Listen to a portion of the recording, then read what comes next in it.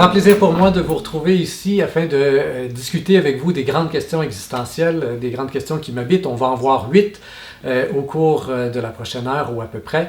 Et on va donc essayer de les approfondir ensemble. Et la première qu'on va prendre le temps de regarder ensemble, c'est la question de la vérité.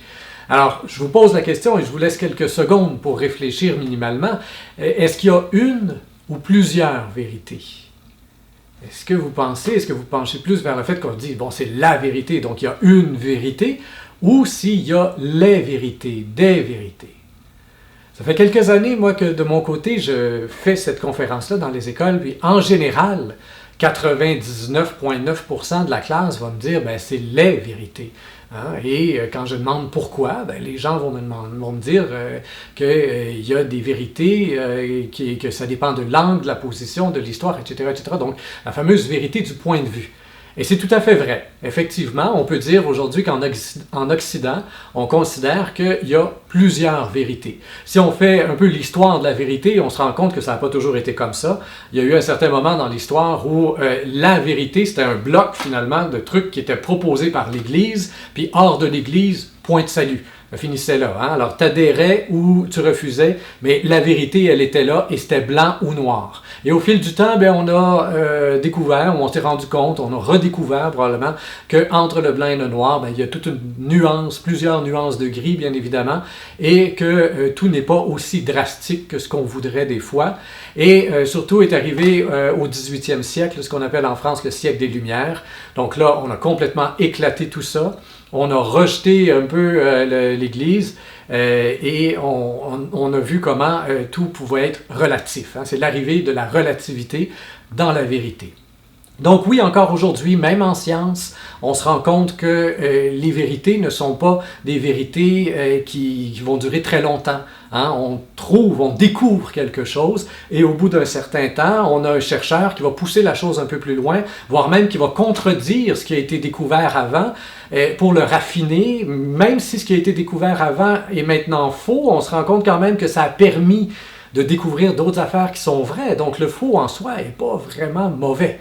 Hein? Mais on voit que même en science, la vérité peut évoluer. Par exemple, comme on peut le voir dans la vidéo présentement, ben, il y a un homme, il y a quelques siècles, qui a osé dire que la Terre n'était pas le centre de l'univers, que le Soleil ne tournait pas autour de la Terre, mais que c'était le contraire, que la Terre tournait autour du Soleil.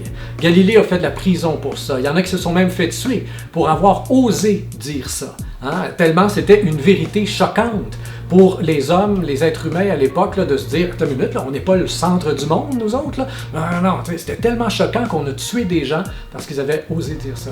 Eh bien, non seulement c'était vrai, mais en même temps, c'était pas complètement vrai. On voit aujourd'hui que le Soleil lui-même n'est pas quelque chose de statique, que le Soleil bouge à 70 000 km/h dans l'univers. C'est énorme. Nous, on tourne autour du Soleil, mais en même temps, on est comme un peu aspiré à quelque part dans son orbite. Hein? Et ça crée un grand tourbillon et cette vitesse vertigineuse, on ne la ressent même pas. On s'en rend pas compte, mais présentement, vous et moi, on bouge à 70 000 km/h dans l'univers. Donc on voit comment ce que Galilée avait avancé était vrai, mais qu'on peut le raffiner. C'était vrai puis c'était pas vrai en même temps. Et c'est comme ça, finalement, en science, continuellement, on va pousser un peu plus loin. Mais même si on se rend compte qu'il y a plusieurs vérités, on peut quand même prendre le temps peut-être de les classifier.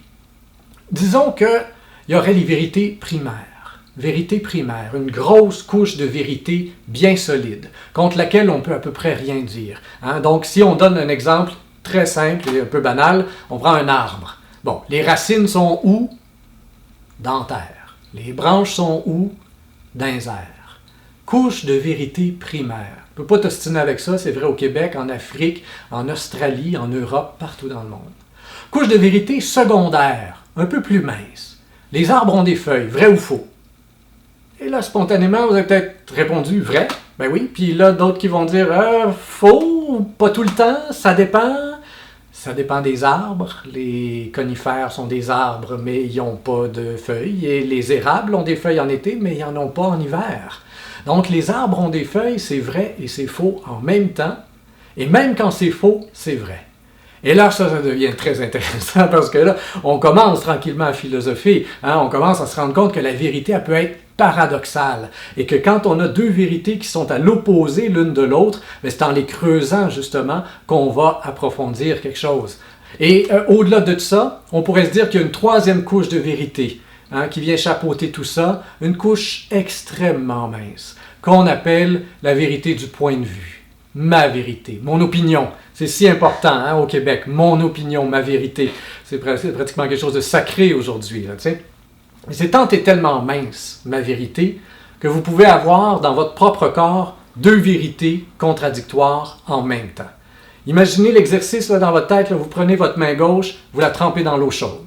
Vous prenez votre main droite, vous la trempez dans l'eau froide.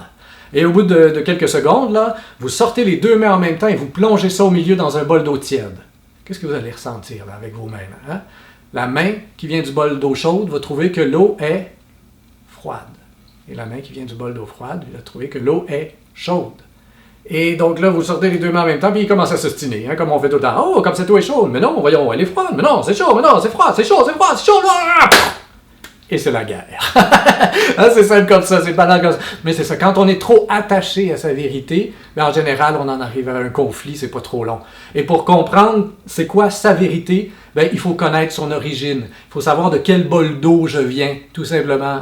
D'où est-ce que je viens pour comprendre ce que je ressens maintenant, ce que je vis maintenant. Puis après ça, être capable de prendre une distance par rapport à ça, de le confronter avec la vérité de l'autre pour être capable d'approfondir la vérité, pour être capable d'aller vers une couche de vérité un peu plus profonde, un peu plus solide que simplement ma vérité.